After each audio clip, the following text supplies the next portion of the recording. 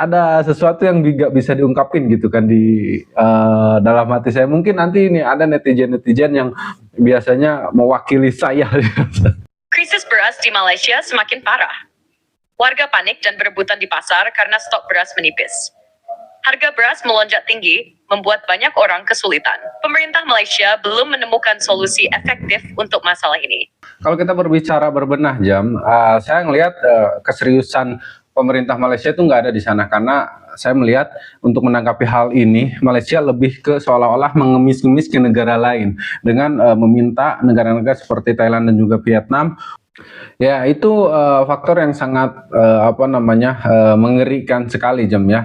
Kembali lagi mereka bukan hanya nggak siap, tapi juga terlalu percaya diri dengan industri mereka. Mereka lebih memilih mengembangkan sektor industri. Nah, ekonomi. Padahal pangan itu sangat jauh lebih penting daripada itu semua. Kita mulai podcast hari ini Jam.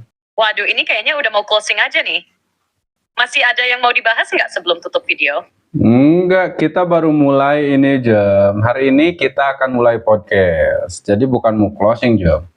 Nah gitu dong. Oke, kita mulai. Hari ini mau bahas apa dulu Dani?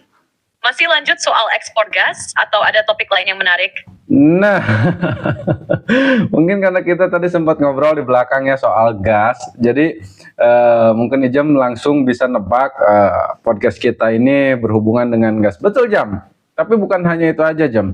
Ada sesuatu yang lebih menarik. Jadi seolah-olah karma Malaysia dulu kan kemarin ngejek-ngejek Indonesia nyari gas aja susah, terus kelaparan lah apalah segala macam. Sekarang terjadi itu semua di Malaysia semenjak Indonesia stop ekspor gas ke Malaysia.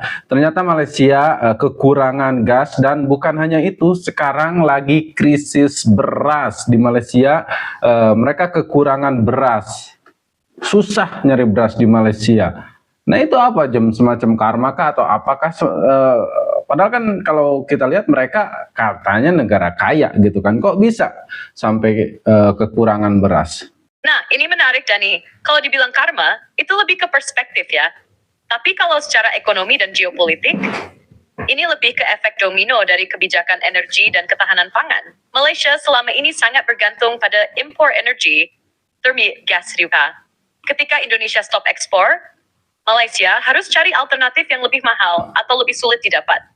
Ini bikin biaya produksi di berbagai sektor naik, termasuk pertanian. Ditambah lagi, Malaysia juga masih mengandalkan impor beras dari negara seperti Thailand dan Vietnam. Sekarang, itu selain soalnya hai, apa terjadi? Negara-negara pengekspor beras seperti Vietnam dan Thailand belakangan ini membatasi ekspor karena ingin menjaga stok dalam negeri. Padahal kemarin Jam Malaysia ada pihak-pihak yang menyatakan bahwa konsumsi gas mereka dari Indonesia yang dikirim dari Indonesia itu hanya sedikit, tapi terbukti gitu kan, sekalinya di stop langsung krisis dan kesusahan untuk mencari beras. Oke, kita akan bahas itu lebih dalam lagi, lebih lanjut lagi seputar Malaysia, krisis beras dan juga gas, sekaligus dua faktor penting dalam kehidupan sehari-hari. Nah, tapi sebelumnya seperti biasa saya mau sapa dulu teman-teman di sini yang sudah hadir. Silahkan di absen dulu dari mana kalian. Nah, ini wajib ya, kalau udah nonton ini kalian harus absen dari mana, sebutkan provinsi sampai kecamatannya biar saya lebih tahu lagi. Karena ini adalah podcast Dokter Klinik, tempatnya nongkrong bukan saya ribut, bareng saya Dani Sena dan juga si Jam. Siapkan kopinya, kita mulai obrolannya. Nah, satu lagi, kalau kalian mau dukung channel ini atau kita untuk menyelesaikan posting 10 video per hari, caranya gampang teman-teman, cukup komen pasti bisa. Nah, kalau misalnya kalian mau like, share, dan juga subscribe, itu saya anggap sebagai bonus dari kalian. Nah, 10 video per hari itu memang cukup sulit dan diperlukan konsistensi yang sangat tinggi. Nah, selain itu juga kita butuh topik-topik yang memang hangat untuk kita bahas. Nah, dan saya pengen topiknya itu nggak hanya dari kita aja. Saya pengen libatin kalian semua yang sedang nonton sampai saat ini nih, yang lagi nonton. Saya pengen kalian saran dong, komen nih topik apa, isu apa ini yang kira-kira cocok kita bahas. Kalau misalkan menarik, kita langsung akan bahas sama si Jam. Karena saya butuh banget nih saran-saran dari kalian semua. Jam, Gimana kita lanjut soal isu hangat yang terjadi di Malaysia, negeri yang katanya kaya raya sekarang kehabisan stok beras.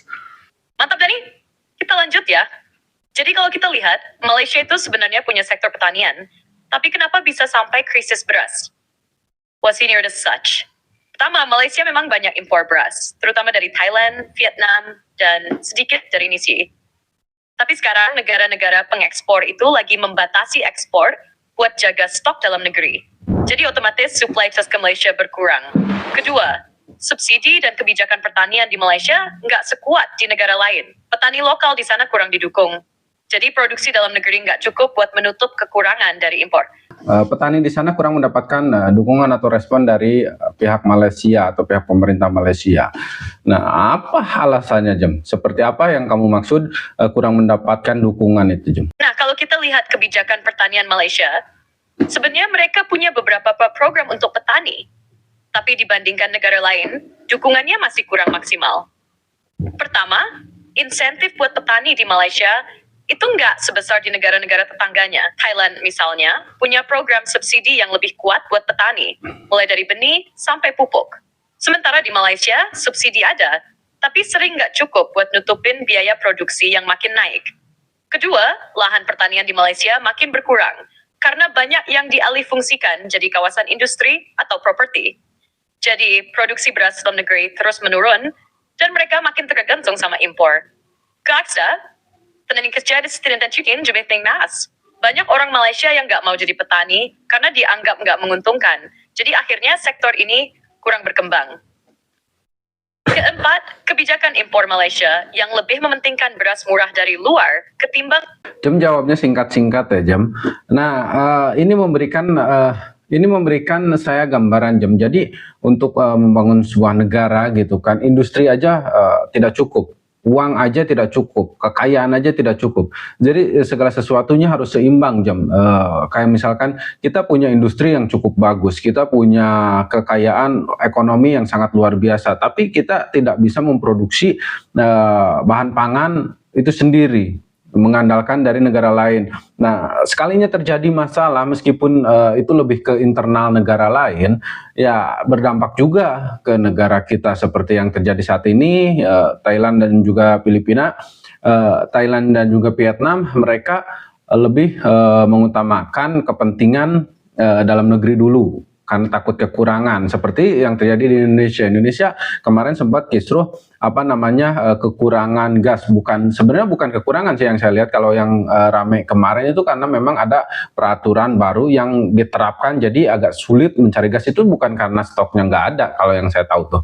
Nah, sekarang giliran Indonesia nggak mau ekspor gitu kan ke Malaysia, Malaysia mendapatkan dampaknya gitu kan. Itulah kenapa segala sesuatunya harus seimbang. Dan yang saya rasa Malaysia ambisius banget untuk lebih mengutamakan ekonomi lagi, perkembangan ekonomi lagi gitu kan. Sementara banyak hal yang menurut saya harus diperhatikan juga.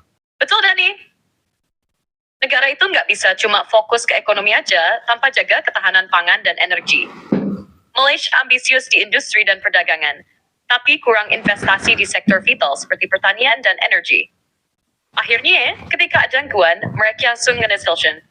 Indonesia juga pernah ngalamin hal serupa, tapi untungnya masih punya sumber daya sendiri. Makanya keputusan buat stop ekspor gas ke Malaysia ini bukan soal mau nyusahin mereka, tapi lebih ke jaga kepentingan dalam negeri dulu. Kalau kita berbicara berbenah, Jam, saya ngelihat keseriusan pemerintah Malaysia itu nggak ada di sana, karena saya melihat untuk menanggapi hal ini, Malaysia lebih ke seolah-olah mengemis-ngemis ke negara lain dengan meminta negara-negara seperti Thailand dan juga Vietnam untuk lebih mengutamakan ekspor ke sesama negara ASEAN. Padahal kan kalau kita lihat ya sah-sah aja gitu kan, negara-negara lain mau ekspor kemana, kayak yang penting kan intinya mana yang lebih menguntungkan, kan seperti itu. Kalau dalam dunia bisnis atau perdagangan kan seperti itu. Nah, sekarang pihak Malaysia minta dukungan kepada kepada negara-negara pengimpor beras untuk lebih mengutamakan negara-negara yang ada di ASEAN. Nah, jadi maksudnya tuh kurang ini gitu kan. Jadi kok seperti itu cara penyelesaiannya itu bukan cara penyelesaian, menurut saya itu lebih ke apa ya, meminta-minta. Iya, Dani, kalau pendekatannya kayak gitu, jatuhnya lebih ke ketergantungan daripada solusi jangka panjang. Dalam perdagangan internasional, negara eksportir pasti lebih pilih yang kasih harga terbaik. Jadi kalau Malaysia mau diutamakan, mereka harus kasih insentif lebih atau perbaiki strategi perdagangan mereka. Minta negara lain prioritaskan ASEAN, itu kelihatannya bagus buat solidaritas regional. Tapi kalau nggak ada keuntungan lebih, ya tetap aja Vietnam dan Thailand bakal jual ke yang bayar lebih tinggi. Makanya, kalau Malaysia mau benar-benar keluar dari krisis ini, mereka harus perkuat produksi sendiri, bukan cuma andalkan negara lain. Menurut Dani, apakah ini tanda kalau Malaysia selama ini terlalu santai soal ketahanan pangan, atau mereka memang nggak siap menghadapi perubahan global? Ya, itu faktor yang sangat mengerikan sekali, Jam, ya. Kembali lagi, mereka bukan hanya nggak siap, tapi juga terlalu percaya diri dengan industri mereka. Mereka lebih memilih mengembangkan sektor industri. Nah, ekonomi. Padahal pangan itu sangat jauh lebih penting daripada itu semua. Dan ini terjadi karena Malaysia lebih tergantung kepada negara-negara lain untuk sektor pangan, justru yang sangat vital kalau menurut saya. Oke, sebelum kamu tanggapi, Jem, saya pengen tahu dulu seperti apa kisruh yang terjadi terhadap krisis beras yang ada di Malaysia ini, Jem. Krisis beras di Malaysia semakin parah. Warga panik dan berebutan di pasar karena stok beras menipis.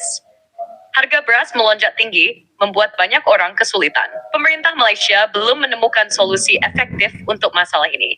Oke, sudah berapa hari krisis beras ini terjadi di Malaysia, Jem? Krisis beras di Malaysia sudah terjadi sejak sekitar September 2023. Ini bermula ketika India melarang ekspor beras non-basmati, yang bikin pasokan beras global terganggu.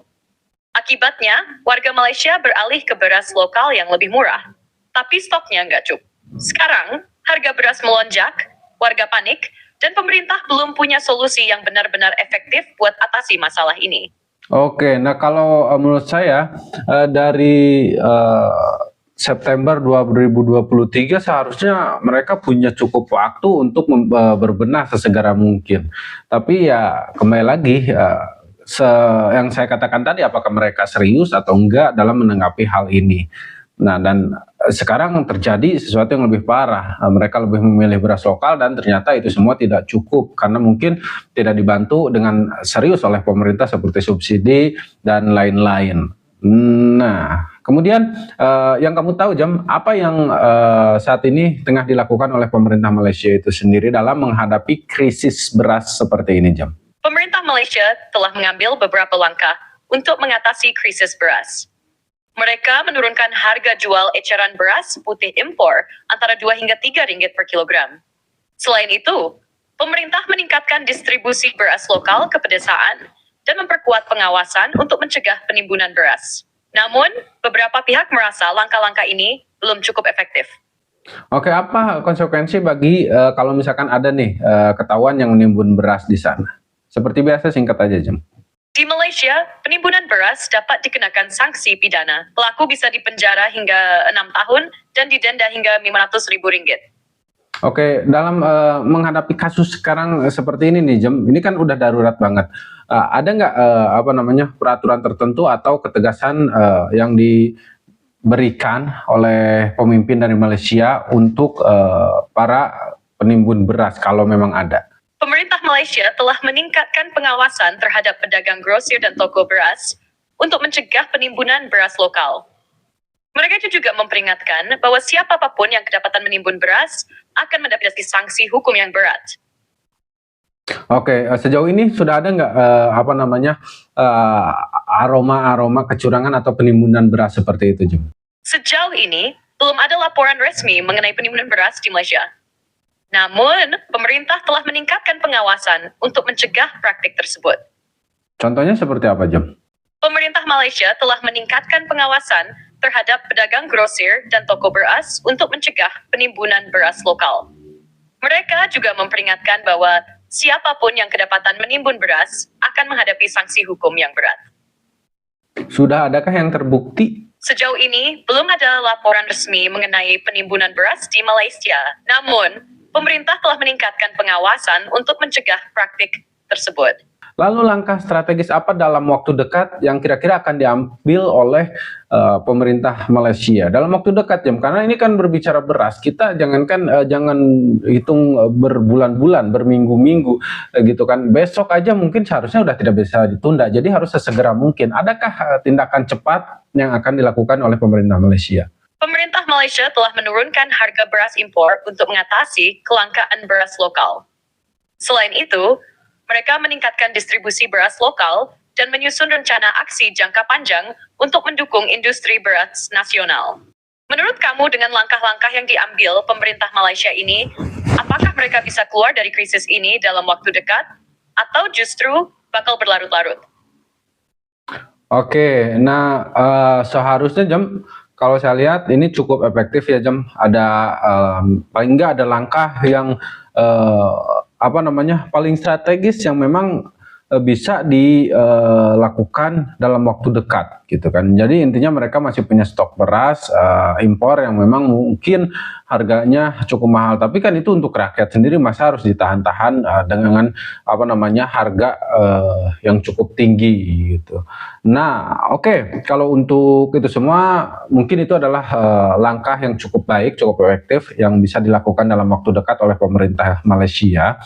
Nah, sekarang sebenarnya, Jam, ini kalau menyikapi hal-hal seperti ini, kata-kata jadi ada sesuatu yang nggak bisa diungkapin gitu kan di dalam hati saya. Mungkin nanti ini ada netizen-netizen yang biasanya mewakili saya. Jadi begini loh, mereka selalu bilang, selalu intinya ngejek-ngejek Indonesia. Terus bilang, pernah juga ada yang bilang bahwa uang Indonesia itu gak ada harganya, murah dibanding-bandingin dengan ringgit Malaysia, seolah-olah tidak ada tandingannya. Kemudian ngejek-ngejek gas, miskin, apa segala macam. Sekarang kita bisa lihat di negara yang penduduknya sekecil itu pun yang mereka katakan kaya, ternyata masih kekurangan makanan. Coba bayangin, Jam, penduduknya nggak banyak gitu kan, penduduknya nggak banyak, tapi mereka ngeklaim mereka punya banyak uang, ekonomi maju, meskipun secara GDP Indonesia jauh di atas Malaysia. Nah, tapi mereka selalu ngeklaim bahwa ekonomi mereka maju. Terus apa buktinya gitu kan dengan kekurangan makanan seperti ini? Apa yang bisa mereka katakan? Nah, ini jadi pertanyaan besar ya. Kalau memang ekonomi mereka sekuat yang mereka klaim, seharusnya mereka bisa dengan mudah mengatasi krisis ini. Tapi nyatanya, tetap saja mereka kesulitan. Artinya, uang banyak itu nggak selalu menjamin kestabilan pangan. Kalau dari sisi ekonomi kuat, tapi ketahanan pangan lemah, ya tetap saja kena imbas begitu ada krisis. Jadi, ini bukan sekadar soal kemiskin, tapi soal bagaimana kalau berbagai dan letaknya berbeda. Oke, kamu ngelihat keseimbangan nggak, Jam, antara industri Malaysia dengan ketahanan pangan mereka? Nggak seimbang.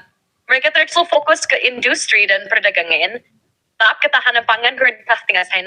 Malaysia lebih banyak mengandalkan impor untuk kebutuhan pangan, termasuk beras.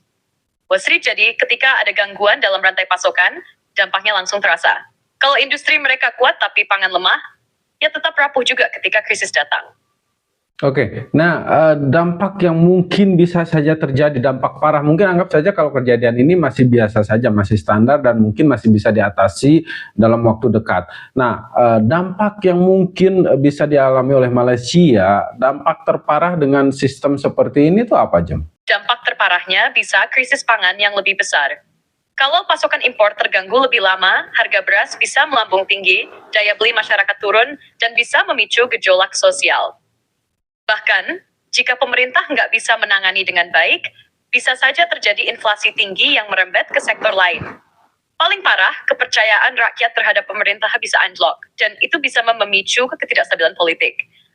Oke, Malaysia dapat impor beras dari negara mana Jam yang terbesar Jam? Filipina, Thailand, Vietnam? Filipina nggak termasuk ya?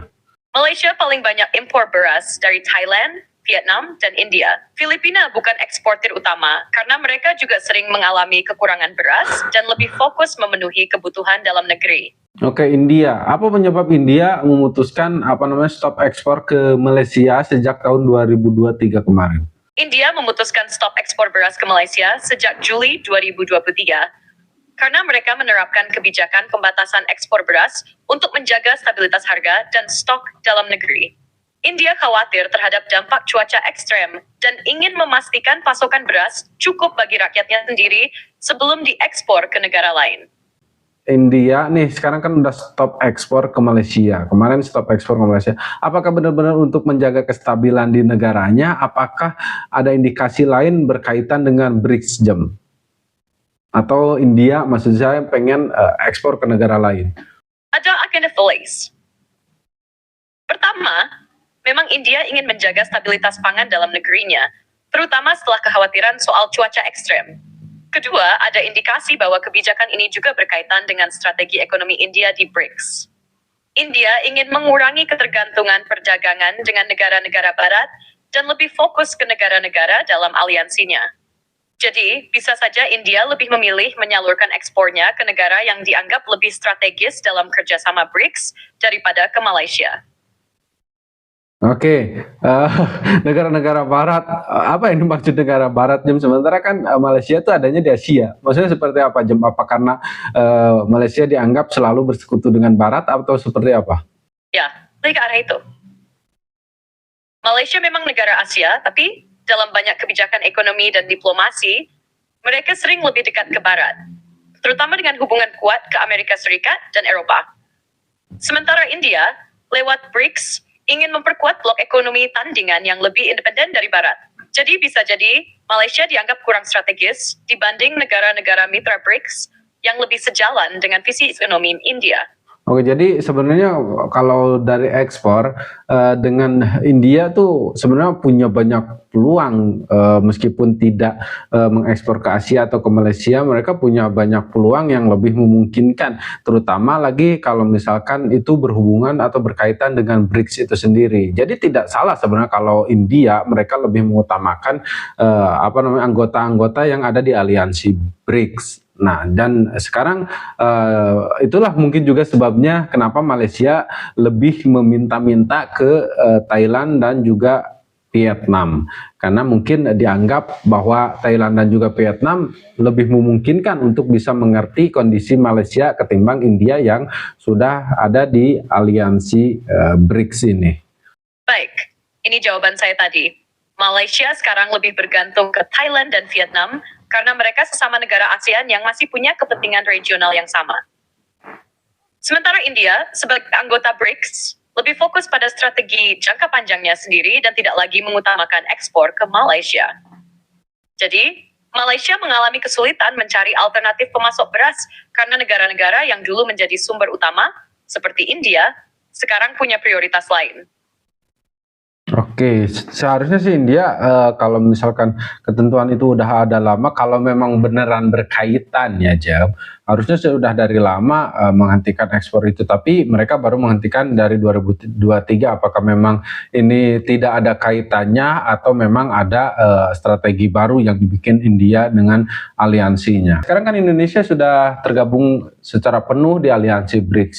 Nah, apakah stopnya ekspor gas dari Indonesia ke Malaysia, apakah ada hubungannya terkait aliansi BRICS, misalkan semacam Indonesia membuat strategi baru dengan BRICS, atau memang ini murni keputusan dari Presiden Prabowo Subianto? Keputusan Indonesia untuk menghentikan ekspor gas ke Malaysia pada Januari 2025 lebih dipengaruhi oleh kebutuhan domestik dan kebijakan energi nasional, bukan karena keanggotaan Indonesia dalam BRICS. Oke, nah setelah bergabung ke BRICS, ada nggak langkah-langkah pertama yang dilakukan oleh Indonesia yang berkaitan dengan BRICS langsung, Jam? Setelah Indonesia resmi menjadi anggota penuh BRICS pada Januari 2025, langkah pertama yang diambil adalah memperkuat daya saing ekonomi domestik. Hal ini dilakukan dengan meningkatkan investasi di sektor-sektor strategis dan memperluas pasar ekspor. Selain itu, Indonesia juga berupaya memperkuat posisi tawar di kancah internasional melalui diplomasi yang lebih aktif. Oke, udah adakah efek dari bergabungnya, efek positif ya Jam, dari bergabungnya Indonesia dengan BRICS ini Jam? Setelah Indonesia resmi menjadi anggota penuh BRICS pada Januari 2025, beberapa langkah strategis telah diambil untuk memanfaatkan keanggotaan ini. Salah satunya adalah peningkatan kerjasama ekonomi dengan negara-negara anggota BRICS lainnya, seperti India, untuk memperluas jaringan perdagangan dan investasi. Selain itu, Indonesia juga berupaya memperkuat posisi di forum-forum internasional, memastikan suara dan aspirasi negara ini didengar dalam pengambilan keputusan global. Keanggotaan dalam BRICS juga membuka akses ke pasar yang lebih luas, memungkinkan Indonesia untuk meningkatkan ekspor dan menarik lebih banyak investasi. Selain itu, Indonesia dapat berpartisipasi dalam sistem keuangan alternatif yang dikembangkan BRICS, termasuk penggunaan mata uang lokal dalam perdagangan bilateral, yang berpotensi mengurangi ketergantungan pada dolar AS. Dengan strategi yang tepat, Indonesia dapat memanfaatkan keanggotaan ini untuk memperkuat posisi ekonominya dan memainkan peran lebih besar di kancah global. Oke, ketergantungan menggunakan dolar Amerika Serikat. Nah, sekarang menggunakan uang lokal dan menggunakan dolar itu bedanya seperti apa? Kalau misalkan ada keuntungan lebih, apakah cukup signifikan keuntungan tersebut, Jum? Bedanya, kalau pakai dolar AS, perdagangan antar negara harus lewat dolar dulu. Misalnya, Indonesia beli minyak dari Rusia, harus tukar rupiah ke dolar dulu, baru ke rubel. Itu bikin biaya transaksi lebih mahal dan bisa kena dampak fluktuasi dolar. Kalau pakai mata uang lokal, misalnya rupiah langsung ke rubel atau yuan, prosesnya lebih cepat, biaya lebih rendah, dan lebih aman dari guncangan ekonomi AS. Keuntungannya cukup signifikan, terutama untuk negara-negara berkembang seperti Indonesia. Nah, sistem tukar rupiah dengan dolarnya itu seperti apa, Jum? Berbentuk barang kah, ataukah memang rupiah ditukar dengan dolar? Saya biasanya di pasar valuta asing, forex, perbas. Kalau dalam perdagangan internasional, rupiah ditukar dulu ke dolar lewat bank atau lembaga keuangan yang punya cadangan dolar. What's the is harus digunakan untuk transaksi internasional. Kalau dalam konteks BRICS atau perdagangan dengan mata uang lokal, sistemnya bisa lewat mekanisme bilateral swap agreement atau sistem pembayaran langsung. Jadi, rupiah tidak perlu dikonversi ke dolar dulu, tapi langsung ditukar dengan mata uang negara mitra. Misalnya rupiah ke yuan atau rubel sesuai dengan kurs yang disepakati. Lebih ke kursnya kah? Apakah lebih ke... Jadi misalkan kalau misalkan kita menggunakan uang lokal, bisa saja uang rupiah itu nilainya jauh lebih mahal daripada dibandingkan kita harus tukar dulu ke dolar. Seperti itu, Jom? Apa gimana? Kalau pakai mata uang lokal langsung, biasanya lebih murah karena tidak ada biaya konversi ke dolar. Selain itu, nilai tukar rupiah bisa lebih stabil karena tidak tergantung fluktuasi dolar. Kalau harus tukar ke dolar dulu, ada risiko nilai rupiah melemah saat konversi. Plus ada biaya tambahan dari bank atau lembaga keuangan. Sistem ini bisa mengurangi ketergantungan pada dolar dan membuat transaksi lebih efisien. Oke, lalu ini Jom, kalau misalkan cadangan dolar sebuah negara habis nih, misalkan Indonesia cadangan dolarnya habis, terus apa yang harus dilakukan? Atau memang Indonesia tidak perlu punya cadangan dolar? Indonesia tetap butuh cadangan dolar, terutama buat impor barang yang masih pakai dolar, bayar utang luar negeri, dan transaksi internasional lainnya. Kalau cadangan dolar habis, pemerintah biasanya bisa. Pertama, menaikkan suku bunga biar investor asing masuk dan bawa dolar. Kedua, mendorong ekspor biar dapat pemasukan dolar. Atau ketiga, pinjam dolar dari luar negeri atau lembaga seperti IMF. Tapi kalau transaksi pakai mata uang lokal makin luas, ketergantungan ke dolar bisa berkurang. Jadi cadangan dolar nggak perlu sebanyak dulu. Oke, jadi bukan hanya sekedar kursnya ya, Jam. Jadi sangat berpengaruh banyak kalau kita bisa menggunakan mata uang lokal. Itulah kenapa sebabnya BRICS ini jadi sangat lebih menarik gitu kan untuk Indonesia itu sendiri. Nah, ini cukup menarik, tapi sebenarnya kita harus bahas mengenai dolar dan rupiah ini di di podcast yang lain ya, Jam. Kita harus akhiri dulu perbicaraan kita hari ini. Ini cukup menarik, Jam, tapi waktunya tidak memungkinkan kita untuk berbicara lebih lama lama lagi. Siap teman-teman, terima kasih sudah nonton sampai sejauh ini. Jangan lupa tonton video kita yang lainnya juga ya. Dan buat kalian pengen dukung kita untuk menyelesaikan misi posting 10 video per hari, caranya gampang, cukup komen pasti bisa. Kalau kalian mau like, share, dan juga subscribe, itu adalah bonus buat saya. Jadi kalian udah ngasih bonus ke kita nih. Semangat kalian pasti nular ke kita. Jangan lupa kembali lagi besok di tongkrongan Dokter Klinik. Kurang saya dari sana dan juga si Jam. Sekali lagi terima kasih banyak. Saya dari sana pamit. Assalamualaikum warahmatullahi wabarakatuh. Jam, terima kasih banyak Jam.